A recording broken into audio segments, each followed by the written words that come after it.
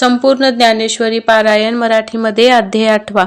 भगवंतांनी मागील 7व्या अध्यायाच्या शेवटी अर्जुनाला आदिभूत आदिदेव यांना जाणून आदियज्ञ म्हणजे जो मी त्याची प्राप्ती ज्यांनी करून घेतली त्या भक्तास मरणकाळी शरीर वियोगाचे दुःख होत नाही हे जाड शब्द अर्जुनाच्या मनात घोळत असल्यामुळे प्रस्तुत अध्यायात अर्जुन 7 प्रश्न भगवंतास विचारणार आहे.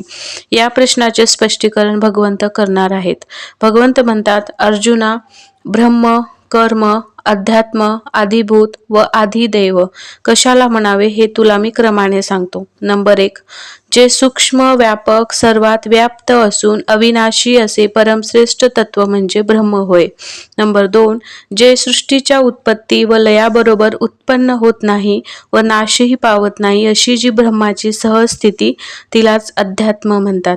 नंबर 3, ही चराचर चित्र विचित्र सृष्टी उत्पन्न होते व असंग ब्रह्माच्या ठिकाणी माया विशिष्ट परमेश्वराचा सृष्टी उत्पत्ती स्थिती व नाश याचा जो व्यवहार होतो तेच कर्म होय. नंबर 4, पंचमहाभूतात्मक संयोगाने जे नामारूपात्मक शरीर उत्पन्न होते व वियोग झाला की जे नाहीसे होते त्याला आदिभूत म्हणतात. नंबर 5, जो मुळात परमात्माच आहे परंतु अहंकार वशामुळे निराळा झाल्यासारखा होऊन शरीरात राहतो त्याला आदिदैव म्हणतात. नंबर 6, देहांकार नाहीसा करून जो देहातच राहतो त्याला आदियज्ञ म्हणतात. नंबर 7 तो मीच आहे. वास्तविक आदिभूत आदिदेव हे मीच आहे परंतु अविद्येमुळे हे तत्व हीन दिशेला आले आहे. तो हिनकसपणा गेला म्हणजे मुळातच आदियज्ञ आहेच आणि वैराग्याच्या सामर्थ्याने इंद्रिय निग्रह करून अष्टांग योगाच्या साधनाने हिनकसपणा नाहीसा होतो व शेवटी साधनही नाहीसे होते व शेवटी साध्यच शिल्लक राहते. अर्जुनाचे आपल्या बोलण्याकडे पूर्ण लक्ष आहे हे जाणून आनंदयुक्त होऊन भगवंत पुढे अंतकाळाची स्थिती सांगतात. मरणापूर्वी ज्या पुरुषाने अभ्यासाची साधन करून जे मदरूप झाले आहे त्यांना शरीर पडण्याचे दुःख नसते व केव्हा पडते हेही समजून येत नाही अशी त्या योग्याची अवस्था झालेली असते असे भगवंत म्हणाले. पुढे भगवंत म्हणतात, जन्मभर आपणास एखादी गोष्ट आवडली असेल तर अंतसमयी त्या गोष्टीची आठवण होते व अंते मती सा गती या न्यायाने त्या पुरुषास ती गती प्राप्त होते. म्हणून अर्जुना, तू माझे स्मरण कर म्हणजे तू माझ्या स्वरूपाला प्राप्त होशील. मग तुला युद्ध करण्यास काही भीती नाही. त्यासाठी तू चित्त माझ्या ठिकाणी एकाग्र कर म्हणजे तू जन्म मरणातीत होशील. याप्रमाणे ते योगी मनाचा बहिरंग वृत्तीचा निग्रह करून ती अंतर्मुख करतात व सर्व जीवन संयमन व निग्रह वृत्तीने घालवतात.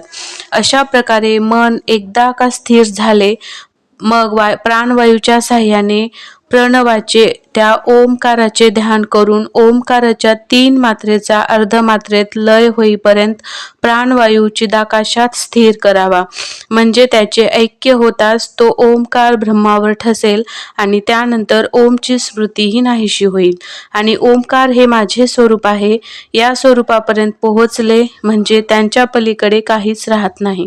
परंतु अंतसमयी मनुष्याला असाध्य यातना होतात तेव्हा भगवंताचे स्मरण याची कशी आठवण होईल असे तुला वाटत असेल तर अर्जुना, जन्मभर ज्या भक्तांनी माझी भक्ती नामस्मरण केले आहे त्या भक्ताच्या अंतकाळी मी त्याच्या ऋणातून मुक्त होण्याकरिता माझ्या स्वरूपाचे स्मरण करून देतो व त्यामुळे माझ्या स्वरूपाला प्राप्त होऊन जन्म मरणातीत होतात. वास्तविक या जन्म मृत्यूच्या फेऱ्यातून सुटणे फार कठीण आहे. इंद्र ब्रह्मादिक देवांना सुद्धा ही जन्म मरणाची परंपरा सुटलेली नाही.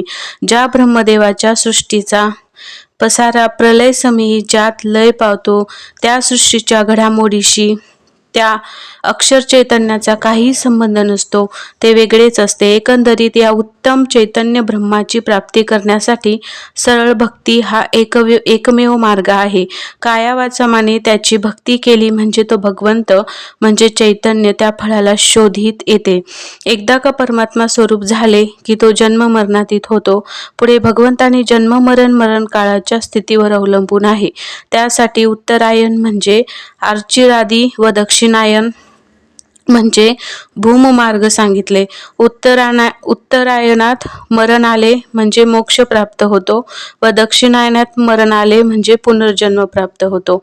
परंतु अर्जुना, जे पुरुष मरणापूर्वीच परब्रह्माच्या ठिकाणी स्थिर झालेले असल्यामुळे त्यांना कोणताही मार्ग मिळाला तरी त्यांच्यात काहीच बिघाड होत नाही.